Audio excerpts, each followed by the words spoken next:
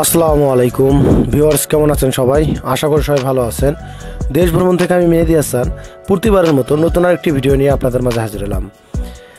আজকের ভিডিওতে আপনারা জানতে পারবেন কিভাবে অনলাইনে সাজেক ভ্যালিতে রুম বা কটেজ বুকিং দেওয়া যায়। তো দেরি না করে আমার চ্যানেলটিতে সাবস্ক্রাইব করুন এবং পাশে থাকা বেল আইকনটি অন করে রাখুন। ইতিমধ্যে যারা আমার চ্যানেলটি সাবস্ক্রাইব করেছেন তাদেরকে অসংখ্য ধন্যবাদ।